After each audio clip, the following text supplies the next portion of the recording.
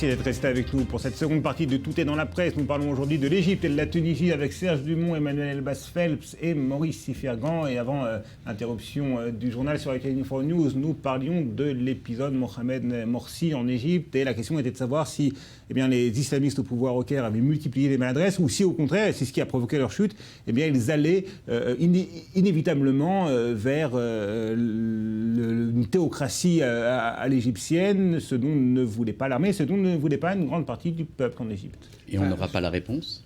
Mais bon, il faut quand même bien dire que le coup de la théocratie, c'était leur programme. Donc c'est pour ça que les Égyptiens ont voté pour eux.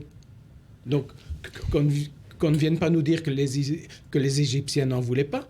Ils ont... Mais peut-être qu'après l'exercice du pouvoir... Mais alors, quand ils étaient au pouvoir, ils ont commis des erreurs, mais je trouve ça normal. Quand on est dans l'opposition, dans la clandestinité pendant plus de 60 ans, c'est normal qu'on ne se sache pas se servir des instruments du pouvoir. Est-ce que par définition, l'islam politique est incapable de gérer un pays, tout simplement ? Je pense qu'il y a une grande différence entre voter pour les islamistes en pensant qu'ils doivent être au pouvoir, mais qu'ils ne vont pas forcément vers un régime totalitaire théocratique. Mais par définition, c'est pas cela l'islam politique.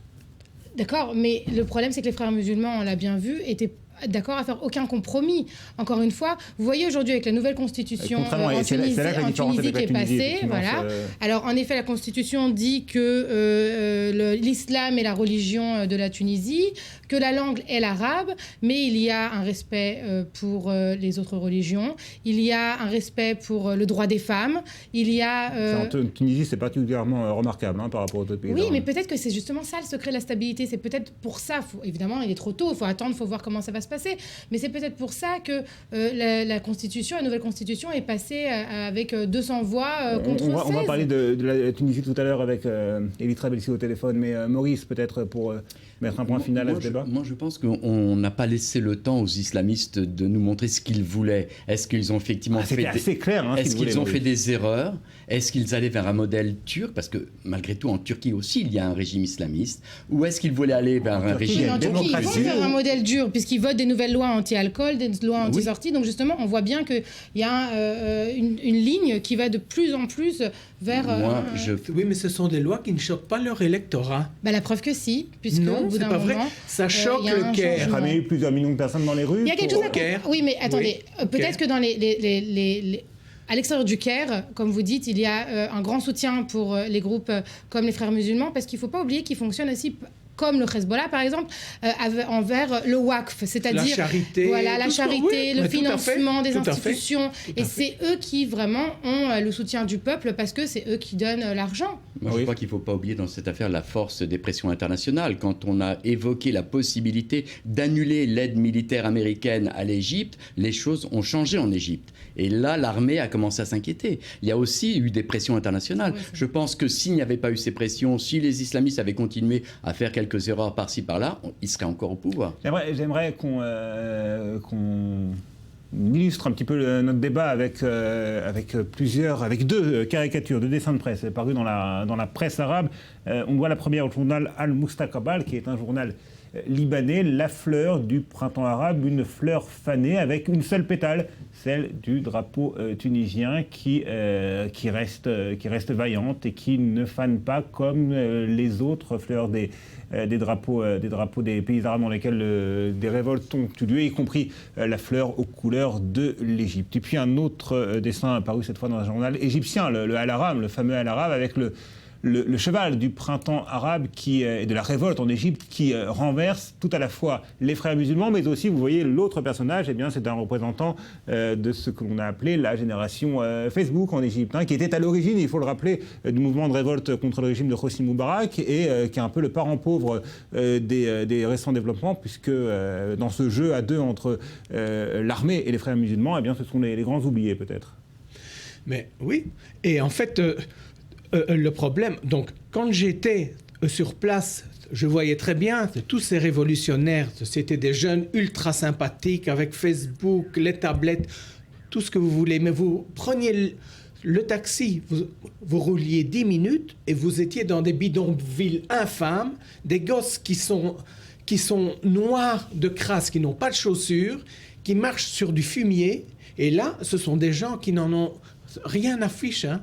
Ils n'en ont rien à fiche. Et c'est dans ces milieux que l'islam politique prospère avec ces activités comme parce que ces gens-là n'ont pas à manger.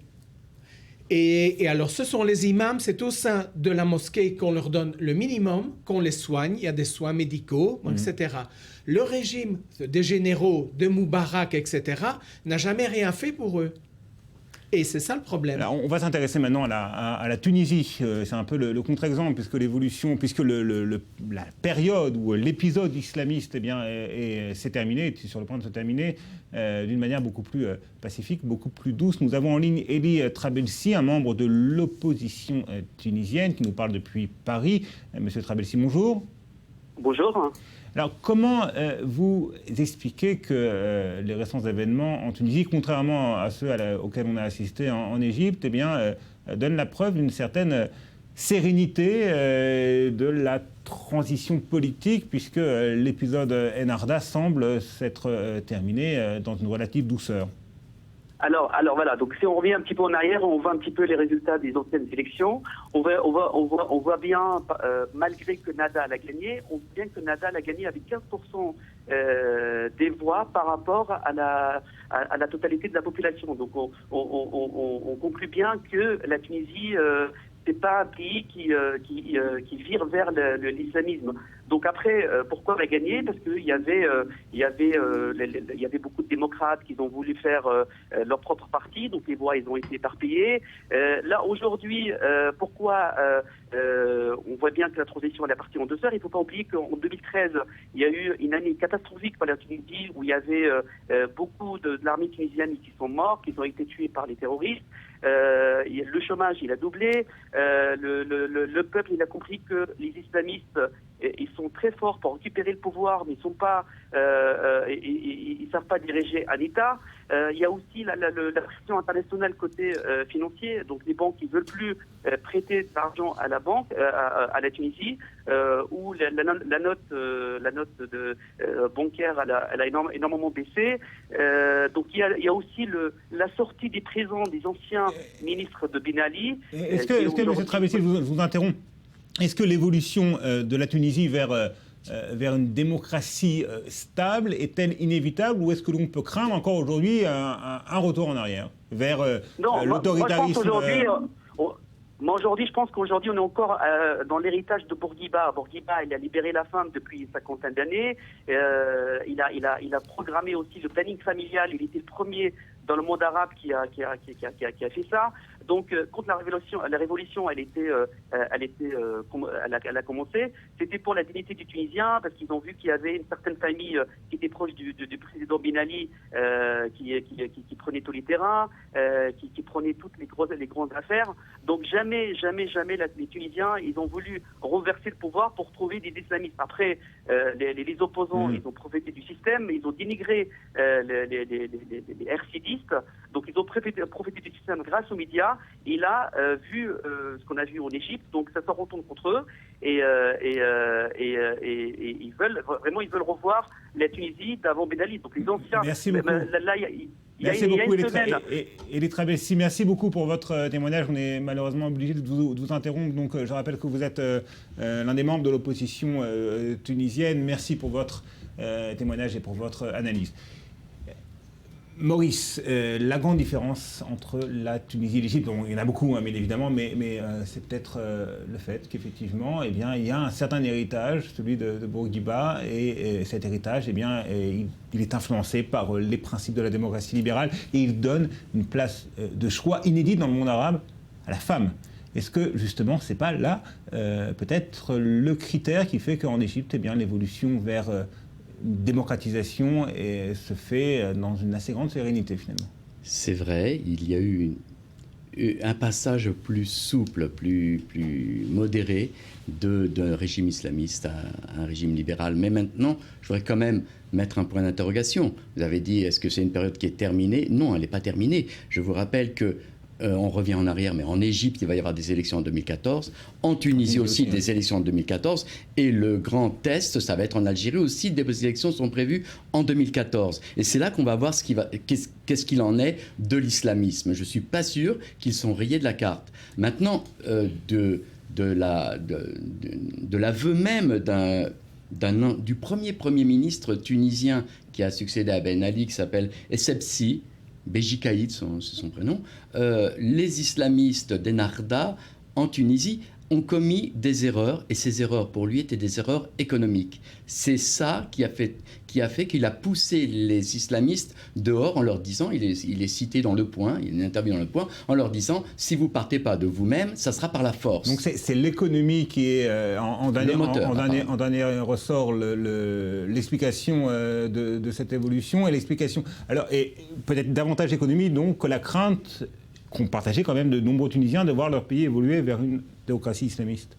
Je suis d'accord au niveau de l'économie. D'ailleurs, on voit qu'il y a à peine quelques jours, le Fonds monétaire international, le FMI, a débloqué 506 millions de dollars en faveur de la Tunisie. Et ça fait partie d'un plan total d'aide de pratiquement 2 milliards de dollars. Donc, c'est évident que quand on se retrouve à une situation où l'économie est complètement gelée et le pays ne peut pas avancer, il faut trouver d'autres solutions pour que le soutien international revienne. Ce qui se passe maintenant en Tunisie. Mais moi, je reviens sur le fait que je pense que la grande différence entre la Tunisie et l'Égypte, c'est qu'aujourd'hui, les partis islamistes, le Ennahda en Tunisie, a été d'accord pour un compromis et pour arriver à un compromis avec des laïcs. La constitution a été discutée point par point pendant plus de 20 jours dans un processus complètement démocratique. Elle a mis du temps à passer, mais elle est passée. Et encore une fois, vous voyez qu'il y a une grande place aux droits de la femme et des libertés fondamentales. Et ça, c'est crucial. Et si les islamistes tunisiens, contrairement à leurs homologues égyptiens, étaient prêts au compromis, c'est bien parce qu'ils l'ont ressenti et qu'ils avaient conscience de leur propre faiblesse. Mais, encore une fois, c'est vrai que tout ça n'est qu'un processus et qu'on n'est absolument pas à la fin d'une histoire ou Par contre, on est à la fin de l'émission, donc je vous interromps, je suis désolé. Dernière partie de notre émission, celle des post-scriptum, tout de suite. On va commencer avec vous, Serge. Ah oui, alors moi, l'événement qui m'a bien sûr fort marqué cette semaine, c'est le retour d'Yitzhak Abergil, qui est le parrain des parrains de la mafia israélienne, et c'est un sujet que je suis depuis très longtemps. Il semblait que vous avez écrit un livre qui est paru récemment sur le sujet. Oui, et donc c'est un type qui est dans le crime depuis l'âge de 17 ans. Il a commis son premier crime à 17 ans. Il a été condamné donc aux États-Unis et il vient poursuivre sa peine ici. Il lui reste 3 ans, mais déjà son organisation prépare son grand retour et on peut s'attendre bientôt donc à de nouvelles violences entre les différents clans mafieux israéliens. Bien, écoutez, c'est tout à fait réjouissant. Donc Emmanuel, c'est à vous. Alors, un fait divers israélien, mais qui est très intéressant à mon avis. Un professeur d'éducation civique du nom de Verreté, qui enseigne à l'école Hort, et il a été posé la question dans sa classe, est-ce que Tsahal... Non, un élève aurait dit Tsahal est l'armée la plus morale au monde. Il aurait dit, discutons de cette question philosophique. Le professeur, on voit à l'écran, Adam Verreté. Il aurait donc voulu discuter de la question de façon philosophique. Qu'est-ce que ça veut dire la plus morale au monde? Et puis à la fin de la discussion, qui était donc légitime des deux côtés, tous les avis exprimés, un élève lui aurait demandé son avis personnel. Et alors après, il y a une guerre des versions. Une des élèves qui s'est plainte contre lui a dit que ça n'était absolument pas une armée morale et peut-être la moins du monde. Et lui dit qu'il aurait dit que certaines actions de Tsahal ne sont pas morales. Quoi qu'il en est, il n'a pas été licencié, il continue à enseigner à l'école. Alors qu'il en avait été question à un moment. Il en avait été question. Par sa hiérarchie au sein de l'école. Ça a fait une grosse histoire, une dizaine d'avocats qui ont pris sa défense, qui l'ont attaqué de tous les côtés. Ça a été vraiment une discussion à l'échelle nationale. Et alors, ce qui m'étonne, moi, dans cette histoire, c'est qu'à la fin, même l'école qui était contre lui est arrivée à la conclusion qu'il était bénéfique qu'un enseignant exprime ses opinions dans une classe pour encourager les élèves à être des adultes avec des opinions prononcées.